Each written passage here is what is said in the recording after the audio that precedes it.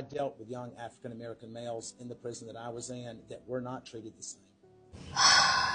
Look, this is the problem that I have with the Todd Chrisley thing. And I feel fully qualified to speak on this as someone who both recognizes their white privilege and has been incarcerated. They shook their ass so hard for that fucking pardon. All of their Jesus, God, country, guns, Trump. Savannah out here, cross around her neck bigger than the crucifix that Jesus carried, okay? And he gets out, and he gets a couple cameras in his faces, and he goes, you know what?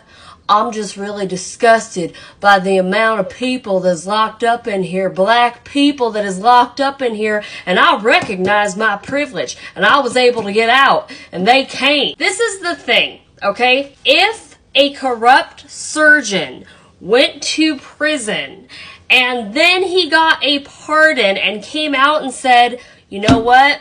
Our healthcare system is just, it's really fucked up. It's really fucked up. We got to do something about that. Meanwhile, that same surgeon owns millions of dollars in United Healthcare stock. You see how that doesn't jive? And also, the fact that he says, I was in there for a crime I didn't commit. Like, atone. Say what you did, admit it, admit fault, and then try to redeem yourself. It's just giving virtue signaling is all. It's giving virtue signaling. I'm surprised he didn't take that black grandchild of his and just full on like Simba in The Lion King that shit. Martha Stewart went to jail for less. You wouldn't catch her dead out here shaking her ass for Trump. No, a lot of people don't understand and they don't have sympathy for it because they've never been to prison. They've never been to jail, so they don't understand how insidious the system is. You guys, they have this down to a science, okay? They are tracking marginalized children in school systems because what happens when you don't get good education or aren't able to have access to good education or resources, or you grew up in poverty, when you don't graduate and you get out on the street and you become an adult, what do you do when you get desperate to feed yourself? Illegal shit. And they know they've got a price per head. It's ran like a hotel. There is zero vacancy. And people out here thinking that Todd Chrisley is doing a good thing. If he was really doing a good thing, he'd pay for lawyers for those people. He'd say, you know what?